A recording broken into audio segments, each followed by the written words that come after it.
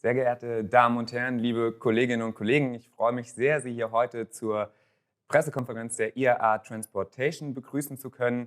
Ladies and Gentlemen, allow me to welcome you to this press conference. Ich freue mich, dass Sie so zahlreich zugeschaltet haben. Hier sind heute Kollegen aus aller Welt mit dabei. Die IAA Transportation steht vor der Tür. Wir alle freuen uns auf die anstehende Eröffnung und das Interesse ist groß in Deutschland und der Welt. Bevor ich gleich das Wort an VDA-Präsidentin Hildegard Müller und VDA-Geschäftsführer Jürgen Mindel übergebe, lassen Sie mich kurz ein paar Worte zum Ablauf der heutigen Pressekonferenz verlieren. Ich führe Sie heute durch die Veranstaltung. Mein Name ist Simon Schütz, ich leite die Pressestelle beim VDA und Sie heute eben durch diese Pressekonferenz. Nach mir wird Hildegard Müller über die Herausforderungen der Logistik- und Transportbranche generell berichten und dann eben den Fokus, die Ziele, das neue Konzept der IAA Transportation vorstellen und anschließend wird Geschäftsführer Jürgen Mindel Ihnen präsentieren, was genau Sie auf der IAA erwartet. Neue Veranstaltungsreihen, neue Formate, Innovationen zum Anfassen. Sie können sicher sein, das wird eine ganz spannende Veranstaltung.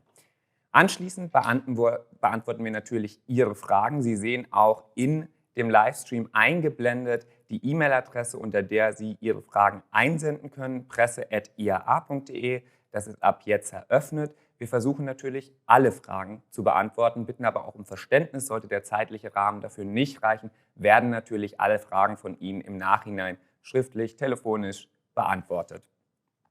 Genug von mir, genug Organisatorisches. Wir haben ein spannendes Thema vor uns, nämlich die IAA Transportation, die eine Branche in den Mittelpunkt stellt, das Logistik- und Transportbusiness. Eine Branche, die aktuell in einem super spannenden Umfeld ist, gefragter denn je. Eine Branche, die auch in der Vergangenheit gezeigt hat, wie sie Krisen managen kann, wie innovativ sie meistert. Und diese Branche, die kommt eben jetzt in Hannover zusammen, zur IAA Transportation. Ich freue mich auf die Veranstaltung und ich freue mich jetzt, das Wort zu übergeben an Hildegard Müller. Ja, vielen Dank, Herr Schütz. Sehr geehrte Damen und Herren, auch ich darf Sie herzlich an dieser Stelle begrüßen. Im April 2020, kurz nach meinem Amtsantritt als VDA-Präsidenten, mussten wir die IAA-Nutzfahrzeuge aufgrund der Corona-Pandemie schweren Herzens absagen. Umso mehr freut es mich, dass wir Ihnen dieses Jahr eine komplett neue IAA Transportation präsentieren können.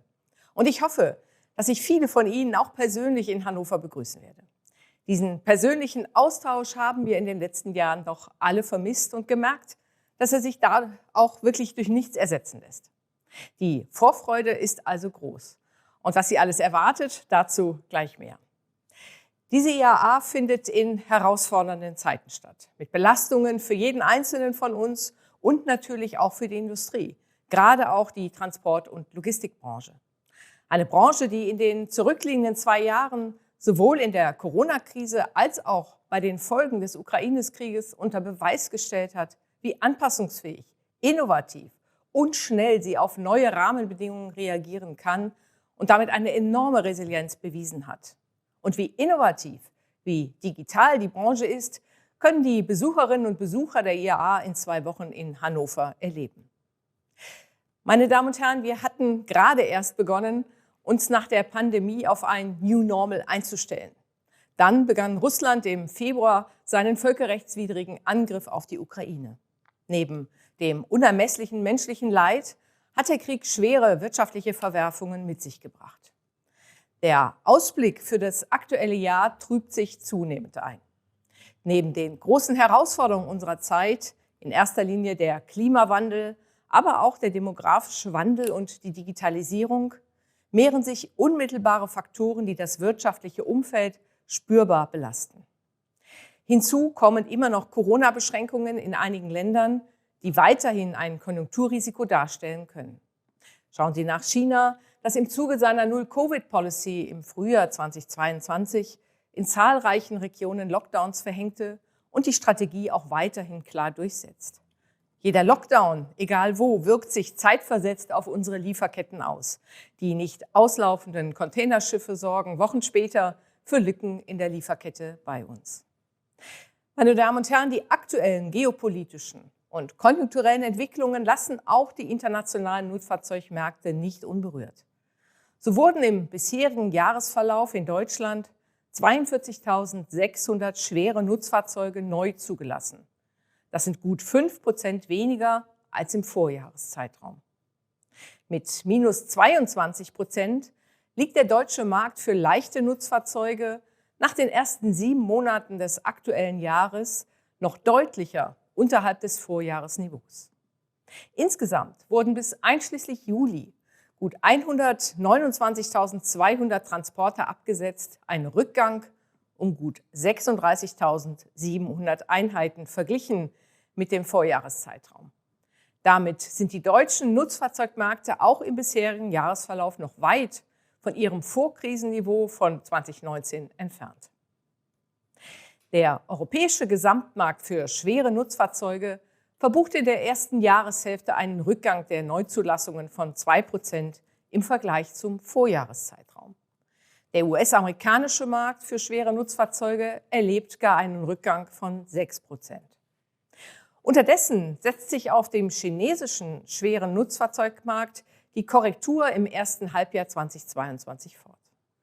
Der chinesische Markt für schwere Nutzfahrzeuge verzeichnete im Juli erneut einen zweistelligen Rückgang, minus 41%, und damit lag er auch zu Beginn der zweiten Jahreshälfte weiter deutlich im Minus. Der abklingende Investitionszyklus sorgt für starke Marktrückgänge.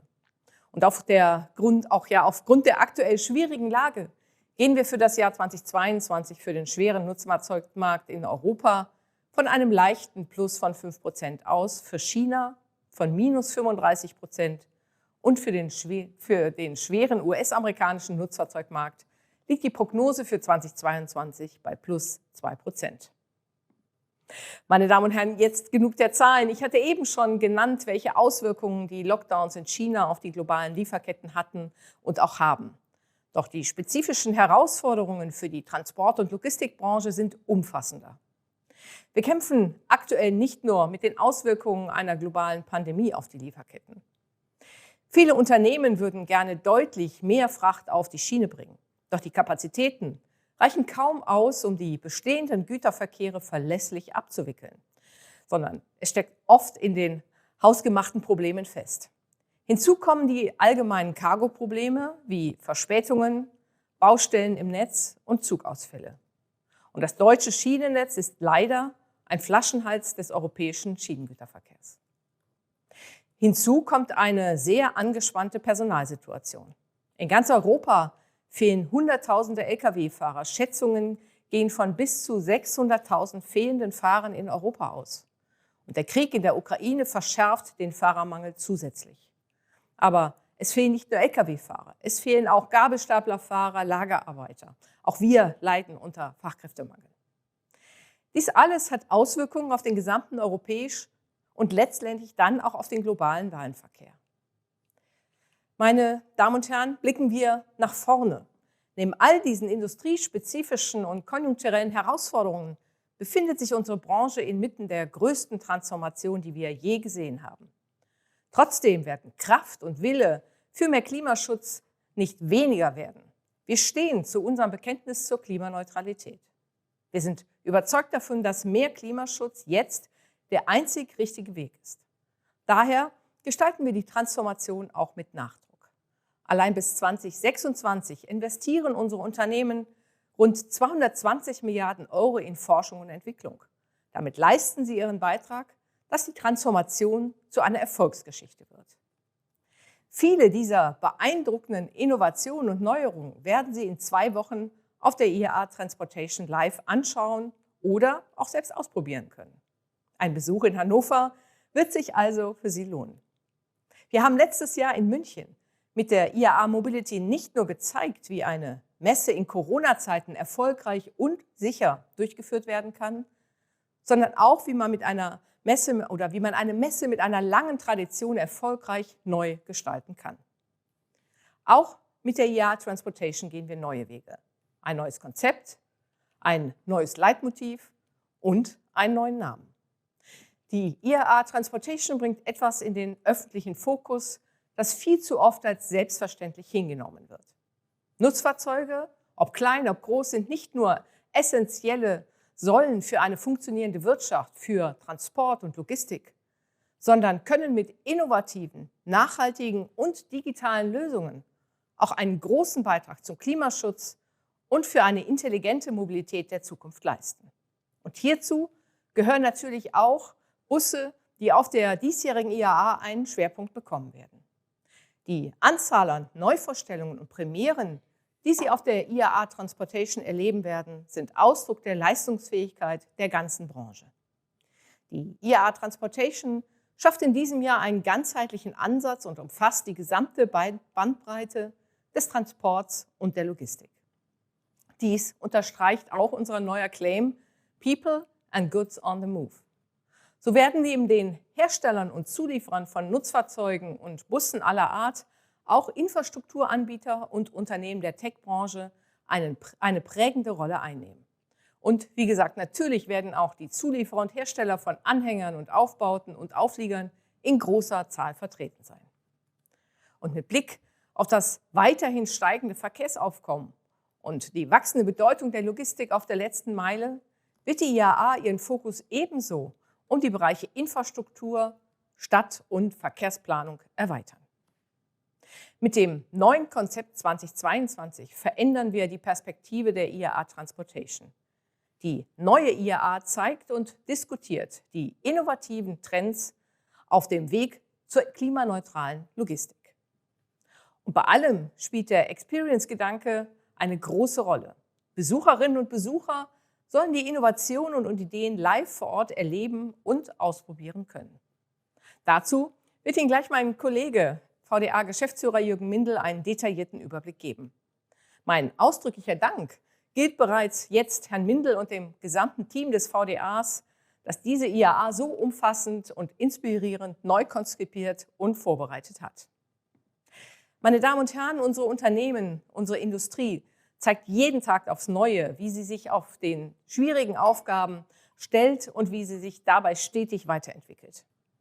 Wenn wir eines aus der Corona-Pandemie gesehen und gelernt haben, ist es, dass die Transport- und Logistikbranche sich Herausforderungen erfolgreich stellt und das mit einer beeindruckenden Flexibilität und Geschwindigkeit. Das gilt auch für das Thema Klimaschutz, eine der größten Aufgaben unserer Zeit, und den Umstieg auf alternative Antriebe. Ich lade Sie daher auf diesem Weg noch einmal ganz herzlich ein. Kommen Sie zu uns auf die IAA Transportation 2022 und überzeugen Sie sich selbst, mit welcher Innovations- und Ideenkraft sich die Branche auf die Zukunft vorbereitet. Vielen Dank, liebe Frau Müller. Sie haben nochmals die globale Bedeutung der Logistik- und Transportbranche verdeutlicht, die enorme Innovationskraft und wie sie sich Herausforderungen stellt. Und genau das steht eben auch im Mittelpunkt der IAA Transportation. Wie diese Branche Klimaneutralität und Digitalisierung zusammenbringt und was wir uns für sie ausgedacht haben, das neue Konzept der IAA Transportation in konkreten Formaten, Veranstaltungen, das Konzept des Erlebens. Dazu wird Ihnen jetzt VDA-Geschäftsführer Jürgen Mindel mehr erzählen. Lieber Herr Mindel, ich übergebe an Sie. Vielen Dank. Meine sehr geehrten Damen und Herren, auch ich darf Sie an dieser Stelle ganz herzlich willkommen heißen und freue mich, dass Sie sich so zahlreich zugeschaltet haben. Frau Müller hat eben erläutert, dass wir mit der diesjährigen IAA Transportation neue Wege gehen. Und das neue Konzept stößt auf ausgesprochen positive Resonanz. Wir begrüßen über 1400 Aussteller aus 42 Ländern und freuen uns, dass alle zur Verfügung stehenden Hallenflächen ausgebucht sind. Auch steigt gegenüber den vergangenen Messejahren der Anteil internationaler Aussteller und Partner an. Zu den Messe-Neuzugängen wie beispielsweise Hyzon Motors, Quantron AG, Nikola, Highmove, Air Products and Chemicals, Linde, Teva zählen neben Branchengrößen wie Shell auch der schwedische E-Lkw-Pionier Volta Trucks sowie der chinesische Truck- und Motorenhersteller Weichai. Traditionell stark vertreten sind wieder Aussteller von Anhängern, Aufbauten und Aufliegern sowie Zulieferer. Sie bilden auch in diesem Jahr die beiden mit Abstand größten Ausstellergruppen. Wir zählen über 260 Aussteller von Aufbauten, Anhängern und Aufliegern sowie gut 600 Zulieferer. Weltmarktführer wie beispielsweise Krone oder Schmitz Cargobull, aber auch Global Player wie Bosch, Continental oder Schaeffler werden zukunftsweisende Produkte vorstellen. Meine Damen und Herren, einiges ist neu und zum ersten Mal auf der IAA Transportation. Lassen Sie mich Ihnen vorstellen, was Sie in Hannover alles erwartet. Die IAA Transportation findet vom 20. bis 25. September statt. Am Montag, den 19. September, wird ab 8 Uhr ganztägig ein exklusiver Pressetag für alle akkreditierten Journalisten stattfinden. Haben Sie sich noch nicht akkreditiert, dann holen Sie das bitte auf der Website der IAA Transportation im Pressebereich nach. Am Abend, und hierfür sind wir den Veranstaltern sehr dankbar, findet in feierlicher Atmosphäre die jährlich stattfindenden Preisverleihungen Stars of the Year statt. Ausgezeichnet werden dabei der Truck of the Year, der Bus of the Year und der Van of the Year. Ebenfalls wird an diesem Abend der Truck Innovation Award verliehen. Ich freue mich auf diesen Abend, der die Innovationskraft dieser Branche deutlich machen wird. Am Dienstag um 10 Uhr wird die IAA Transportation durch den niedersächsischen Ministerpräsidenten Stefan Weil, den Oberbürgermeister der Stadt Hannover, Belit Onay, und VDA-Präsidentin Hildegard Müller offiziell eröffnet. Ab Dienstag ist die IAA Transportation dann auch für alle Besucherinnen und Besucher täglich von 9 bis 18 Uhr geöffnet. Und für Donnerstag, den 22. September, möchte ich eine weitere Preisverleihung ankündigen. Dann wird zum ersten Mal auf der IAA der International Cargo Bike of the Year verliehen. Wir freuen uns sehr über die Kooperation mit dem Radlogistikverband. Diese zeigt, dass die Notwendigkeit einer zukunftsgewandten internationalen Leitplattform für Transport und Logistik branchenübergreifend geteilt wird. Lastenräder sind ein wichtiger Baustein für die emissionsfreie Logistik in der Stadt. Das Erleben, das Ausprobieren und das Interagieren, Hildegard Müller hat es bereits schon erwähnt, wird ein Fokus auf der IAA Transportation sein. Bei den IAA Test Drive lassen sich insgesamt 22 schwere und 39 leichte Nutzfahrzeuge selbst ausprobieren. Und das klimaneutral. Rund 50 Fahrzeuge sind dabei alternativ angetrieben. Davon etwa 90% rein elektrisch mit Ökostrom, gut 10% mittels Brennstoffzelle. Die verbleibenden Fahrzeuge nutzen regenerativen Dieseltreibstoff. Für die Probefahrten steht die Teststrecke auf dem Gelände zur Verfügung. Teilnehmende Hersteller sind unter anderem MAN, Scania, Volvo Trucks, Volkswagen Nutzfahrzeuge, Ford, Iveco, BrightDrop und Volta Trucks. Neueste Ladeinfrastruktur für die Branche demonstrieren ABB, E.ON, Elexon, Mahle, Shell Recharge und Siemens. Dieser neue Plug-and-Play-Campus wird erstmalig auf der IAA umgesetzt. Besucherinnen und Besucher können sich dabei live über Ladevorgänge informieren. Auch für diese Ladevorgänge wird ausschließlich Ökostrom genutzt. Eine Wasserstofftankstelle mit grünem Wasserstoff rundet das Angebot ab. Die Herausforderung der Logistik auf der letzten Meile bildet unsere Last Mile Area ab. Aussteller demonstrieren ihre neuesten Produkte. Vom E-Cargo Bike oder Lieferroboter bis zu Events hin zu Konzepten aus den Bereichen Internet of Things oder Software as a Service. Ergänzend dreht sich auf dem IAA Cargo Bike Parcours alles um Lastenträger als Transportträger für die letzte Meile. Die neuesten Modelle stellen Accurat, Antric, Cloyster, Mubea, Riese und Müller, Reitel, Urban Arrow, Wovag Cargo Bikes und ZF vor. Und natürlich können Besucher diese unter realen Bedingungen testen. Auf der IAA Startup Area stellen 68 junge, neue, innovative und kreative Unternehmen aus 14 Ländern ihre Transport- und Logistiklösungen von morgen vor. Auch dieser Bereich ist schon seit Wochen ausgebucht. Ich verspreche Ihnen, da sind spannende Ideen und Konzepte, aber auch viele tatsächliche Umsetzungen dabei. Meine Damen und Herren, wir wollen die Logistik- und Transportfragen ganzheitlich denken. Darum kooperieren wir im Rahmen der IAA Conference mit anderen Branchen, um gemeinsam Chancen und Herausforderungen zu erörtern. Insgesamt 4 Thementage sind ein wichtiger Bestandteil unseres neuen Konzepts. In verschiedenen Formaten diskutieren, analysieren und präsentieren internationale Redner aus Politik, Wirtschaft und Gesellschaft die Herausforderungen der Logistik, Nachhaltigkeit in der Lieferkette oder die Herausforderungen der letzten Meile. Der erste Thementag Logistik wird in Kooperation mit dem Bundesverband Spedition und Logistik am 20. September stattfinden. Zu den Rednern zählen hier unter anderem Anja van Niersen, CEO CV Charging Europe, die CEOs der Hersteller MAN und Iveco, Alexander Vlaskamp und Dr. Gerrit Marx, sowie Martin Daum, CEO von Daimler Truck. Beim zweiten Thementag Handel und Logistik am 21. September kooperieren wir mit dem Handelsverband Deutschland. Besucher werden Frank Appel, CEO der Deutschen Post DHL Group, Dorothea von Boxberg, CEO Lufthansa Cargo oder Kurt Wilks, Präsident und CEO von Mann & Hümmel, auf der Bühne erleben können. Am Donnerstag wird der dritte Thementag Infrastruktur in Kooperation mit dem Bundesverband der Energie- und Wasserwirtschaft stattfinden. Sprechen hier werden Dr. Sigrid Nikutta, CEO DB Cargo, Stefan Grenz, Chairman of the Management Board Die Autobahn oder Andreas Voller, Head of Sustainability Scania.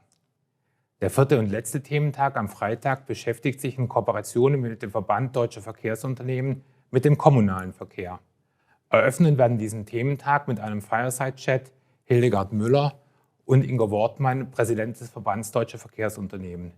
Sprechen werden Eva Kreinkamp, Vorstandsvorsitzende der Berliner Verkehrsgesellschaft, Gerd Schneider, Managing Director Volvo Buses, Dr. Tina Wagner, Leiterin der Abteilung für Verkehrsentwicklung der Stadt Hamburg und Dr. Olga Newska, CEO Telekom Mobility Solutions.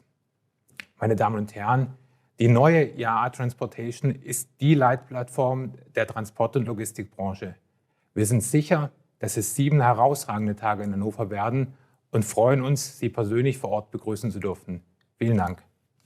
Vielen Dank, lieber Herr Mindel. Ich hoffe, Ihnen geht es wie mir und Ihre Vorfreude auf die IAA Transportation ist jetzt noch konkreter, greifbarer, ja noch größer, als sie vorher schon war. Hier werden Digitalisierung und Nachhaltigkeit zusammengedacht. Das ist das Konzept für die Zukunft. Wir kommen jetzt, wie eben angekündigt, zu Ihren Fragen. Ich erinnere nochmal daran, Sie können Ihre Fragen an presse@iaa.de richten. Bitte geben Sie immer Ihr Medium und Ihren Namen an. Und wenn Sie mögen, auch, ob Sie die Frage an Frau Hildegard Müller oder Herrn Jürgen Mindel richten wollen. Wir haben auch schon einige Fragen erhalten, mit denen wir jetzt beginnen. Und ich hoffe, wie gesagt, alle abzuarbeiten. Alles, was wir in der Zeit der Pressekonferenz nicht schaffen, wird, wie bereits erwähnt, im Nachgang beantwortet. Wir fangen jetzt mit der ersten Frage an. Die richtet sich an Sie, Herr Mindel, und zwar von Herrn Langhammer vom Huss Verlag. Er fragt: Wir sehen eine hohe Auslastung der IAA Transportation bei den Ausstellern. Sieht sich der VDA mit seiner neuen Ausrichtung auf Logistik und Transport durch diese große Akzeptanz bestätigt? Lieber Langhammer, danke für die Frage. Ich könnte es mir einfach machen und mit dem klaren Ja antworten. Aber lassen Sie uns einen Blick auf die Vorbereitung und die Planung schauen. Wir sind mit den Hallen, die wir geplant haben, restlos ausgebucht. Wir sehen, dass wir bei den Ticketverkäufen schon über den Zahlen im Vergleichszeitraum 2018 liegen. Und von daher ja, das Konzept der neuen IAA wird national und international angenommen. Vielen Dank. Herr Hattenbach von RTL NTV, auch an Herrn Mindel: Wird es konkrete Mitfahrgelegenheiten bei der IAA Mobility geben? Ja, Frau Müller. IAA Transportation, sorry. Vielen Dank, Herr Schütz. Ja, Frau Müller hat es bereits erwähnt, wir werden in diesem Jahr einen Fokus darauf legen, dass das Erleben auf der IAA ein ganz, ganz großer Bestandteil für Besucherinnen und Besucher werden wird. Sie werden Mitfahrgelegenheiten bei schweren Nutzfahrzeugen haben, Sie werden Mitfahrgelegenheiten bei leichten Nutzfahrzeugen haben, Sie werden Cargo-Bikes ausprobieren können. Eigentlich die gesamte Palette wird auf der IAA in Hannover erlebbar sein. Danke. Vielen Dank. Kommen wir zur nächsten Frage von Herrn Stefan Menzel vom Handelsblatt. Er fragt: Haben B2B-Messen eine höhere Überlebenswahrscheinlichkeit als B2C-Veranstaltungen? Genf ist vor kurzem schon für 2023 abgesagt worden. Herr Mindel, Frau Müller, wer möchte? Na, ich glaube, wir freuen uns, dass wir nach 4 Jahren Pandemie endlich ja auch wieder zusammenkommen. Und Herr Mindel hat bereits erwähnt, wie hoch das Interesse auch an diesem Thema ist. Ich würde es nicht kategorisch in Entweder-Oder machen. Wir gehen ja auch beide Wege. Ich halte das auch für richtig. Wir haben einen hohen B2B-Anspruch, um den Austausch auch innerhalb der Branchen zu pflegen, auch die Zeit zu geben, sich über Innovationen zu informieren, sie zu ertesten, zu erfahren, auszuprobieren, wie wir das auch gesagt haben. Aber die Messe wird sich natürlich auch weiter für die Konsumenten öffnen, denn das ist natürlich immer ganz genau auch gut zu wissen, wie gehen die Praktiker mit diesen Fragen um, wie sehen die Fahrer die Dinge. Und deshalb sind wir ganz optimistisch, dass dieses Konzept, was wir auch bei der IAA Mobility hatten, auch hier erfolgreich wirkt, nämlich öffnen, diskutieren, Innovationen zeigen, erlebbar und erprobbar auch machen. Und deshalb, lieber Herr Menzel, ich glaube, ein Entweder-Oder ist nicht. Man muss, glaube ich, innovativ sein, mit neuen Ideen und neuen Konzepten kommen. Wie gesagt, bisher geben die Anmeldezahlen uns da recht mit. Vielen Dank, Frau Müller. Dann haben wir die nächste Frage aus UK von Herrn Richard Simpson für Transport Operator. Er fragt Sie, Frau Müller: ist es angesichts der aktuellen europaweiten Stromversorgungskrise an der Zeit, batterieelektrische Lkw zu verkaufen?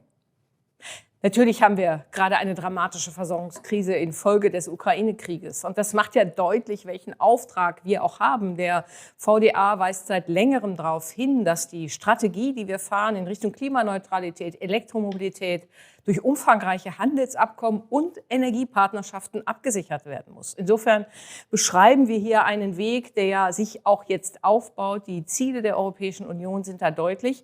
Das heißt aber auch, dass man nicht nur etwas von der Wirtschaft verlangen kann, sondern dass die Rahmenbedingungen, eine ausreichende Energieversorgung, erneuerbare Energien, CO2-neutrale Energie, das ist der Weg der Zukunft. Hier ist der Staat gefordert, die entsprechenden Rahmenbedingungen zu setzen, damit wir eine erfolgreiche Strategie haben.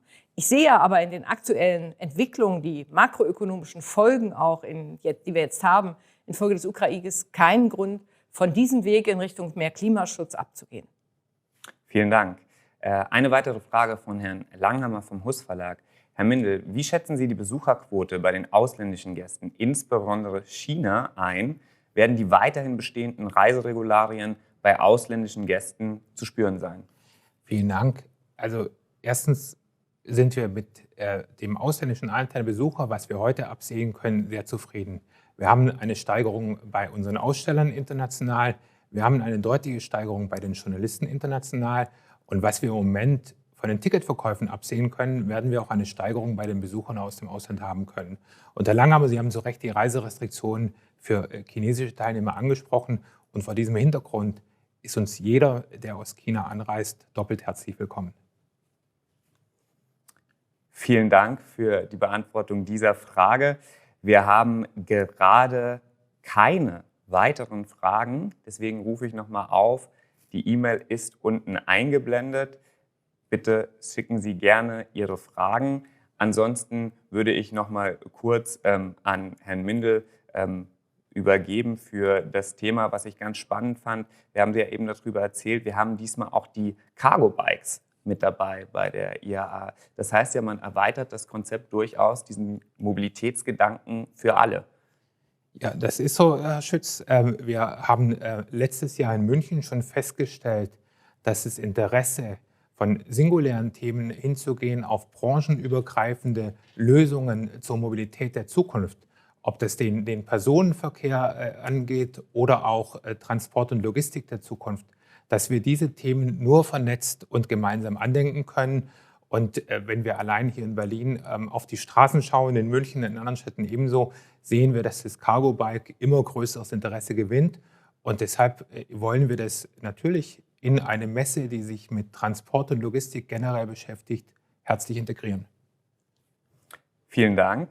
Wir haben gerade noch eine Frage, die noch übersetzt wird. Deswegen kurz zur Zeitüberbrückung an Sie beide die Frage, auf was freuen Sie persönlich sich denn am meisten bei dieser IAA Transportation? Haben Sie ein Highlight, auf das Sie sich besonders freuen? Ladies first, Frau Müller.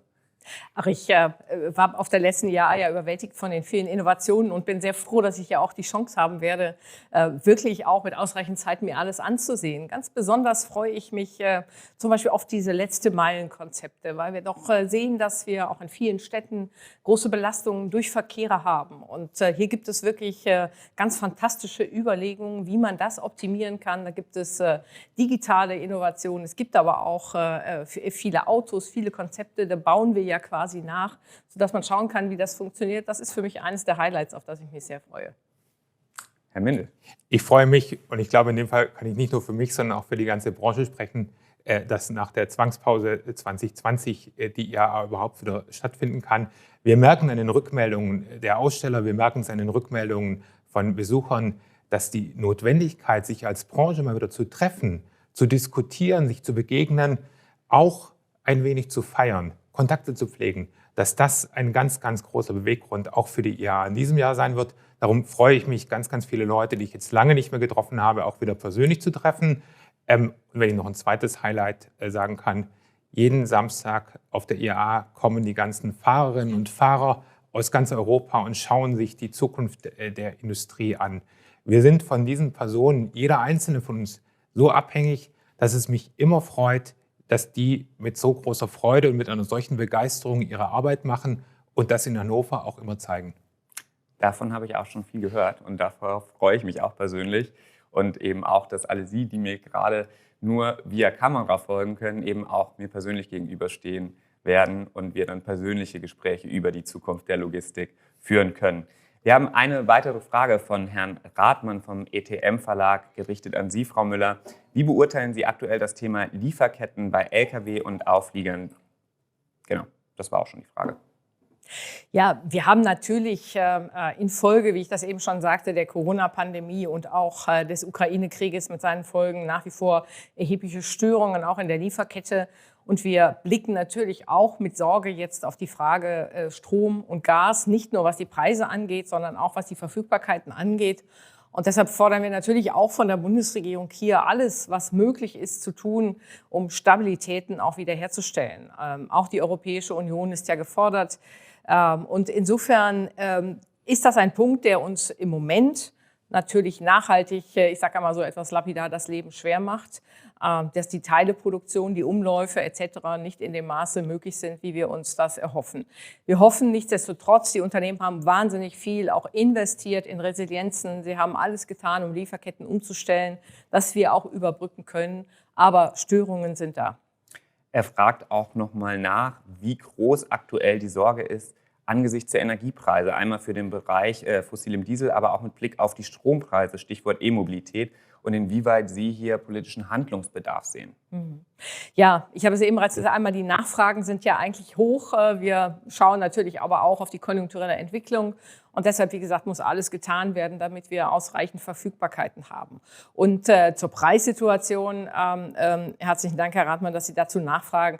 Das ist natürlich das große Thema aktuell, glaube ich, weit über unsere Branche hinaus, bis hin zum privaten Verbraucher. Die Energiepreise waren schon vor dem Ukraine-Krieg hier in Deutschland mit die höchsten. Und ich glaube, dass wir mit den Schritten, die jetzt gegangen worden sind, noch nicht ausreichend abgefedert haben. Und das trifft ja vom privaten Konsum bis zur Industrie erheblich zu. Und gerade der industrielle Mittelstand ist nach Corona-Pandemie, nach jetzt den Folgen des Ukraine-Krieges, aber auch durch die große Transformation und die Kosten, die dadurch auch natürlich entstehen, besonders gestresst. Und wir werden ja viele, Herr Mindel hat es gesagt, viele auch gerade aus diesem starken industriellen Mittelstand auch vertreten haben auf der IAA, die spielen uns natürlich zurück, dass dies eines der größten Sorgen ist. Und deshalb alles tun, um so viel wie möglich an Energie auf den Markt zu bringen.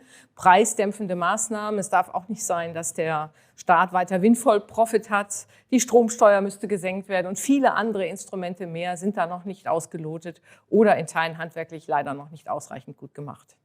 Vielen Dank, Frau Müller. Da wird deutlich, es sind keine einfachen Zeiten. Wir haben eine weitere Frage von Frau Hartmann von Transport an Sie, Herr Mindel. Das Trucker- und Busticket. Beziehungsweise das konkrete Angebot an die Truck- und Busfahrer. Was wird da konkret an diese, wir haben ja es eben schon betont, diese Branche, die ja auch im Mittelpunkt der Gesellschaft steht, weil sie eben so viel leistet und für den täglichen Alltag eine ganz große Rolle spielt, gibt es für diese, ja, die Sie auch eben, wie schön erwähnt haben, dass Sie am Samstag alle zusammenkommen, für diese Gruppe ein spezielles Angebot? Ja, klares Ja.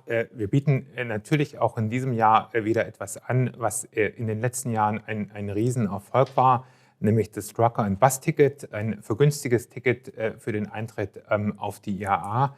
Und es soll aus unserer Sicht auch ein kleines Dankeschön sein für das, was tagtäglich auf den Straßen geleistet wird, was von vielen von uns oftmals nur als Ärgernis wahrgenommen wird, was aber essentiell sozusagen für das Zusammenhalten, für das Zusammenleben in unserem Land, in ganz Europa notwendig ist. Und deswegen bieten wir das Ticket an und gleichzeitig werden wir am Samstag an den Kassen auch noch die ein oder andere Überraschung bereithalten. Vielen Dank. Gibt es auch konkrete Angebote für Familien?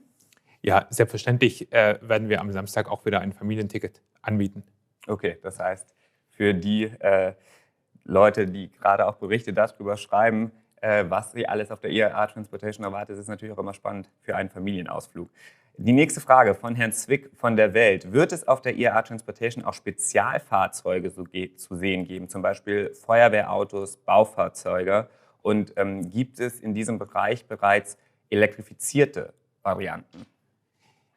Also Ich sprach hier gerade von dem Familienticket und wir alle wissen sozusagen, was die Augen von kleinen Kindern auf solchen Veranstaltungen besonders zum Leuchten bringt. Das sind natürlich Polizeifahrzeuge, das sind Krankenfahrzeuge, das sind Feuerwehrfahrzeuge, alles, was ein blaues Licht auf dem Dach hat. Und es wird es in diesem Jahr auch in Hannover wieder zu sehen geben. Dann, was erwartet denn die Fahrerinnen und Fahrer genau während dieses Fahrerwochenendes, was Sie eben schon mal ansprachen? Ja, ganz klar, auf jeden Fall die neuesten Produkte sozusagen, die auf den Markt kommen werden, die neuesten Modelle von schweren und leichten LKWs, die Möglichkeit sozusagen neue Antriebsformen. Ich sprach gerade davon, dass wir auf der Teststrecke ganz viele Fahrzeuge mit elektrischem Antrieb haben werden, mit Brennstoffzelle, dies auszuprobieren, zu erleben, zu testen. Was sind die Fahrzeuge, mit denen Sie die nächsten Jahre auf den Straßen unterwegs sein können? Vielen lieben Dank, Herr Mindel. Soweit ich das überblicke, war das die letzte Frage aus dieser Runde. Und ich habe ja bereits gesagt, die E-Mail und die Telefonleitung sind für Sie immer offen. Manchmal kommen die Fragen ja erst im Nachhinein. Wir verschicken natürlich auch gleich die Pressemitteilung, in denen Sie auch einige Zitate finden, die Sie natürlich bereits verwenden können. Frau Müller hatte ja auch nochmal die neuen Marktdaten vorgestellt, die sicherlich auch spannend für Sie sind. Sollten Sie da Rückfragen haben, melden Sie sich natürlich jederzeit bei uns und wir freuen uns, Ihnen zu helfen.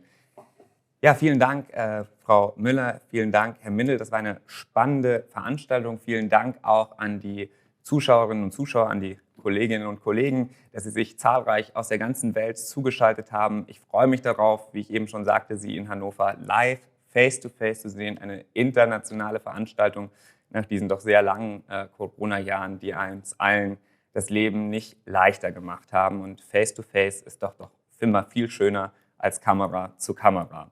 Wie gesagt, Sie melden sich, sollten Sie noch Fragen haben. Wir freuen uns auf Sie, wir freuen uns, Sie in Hannover zu sehen. Bleiben Sie gesund, wir sehen uns. Bis dahin, machen Sie es gut.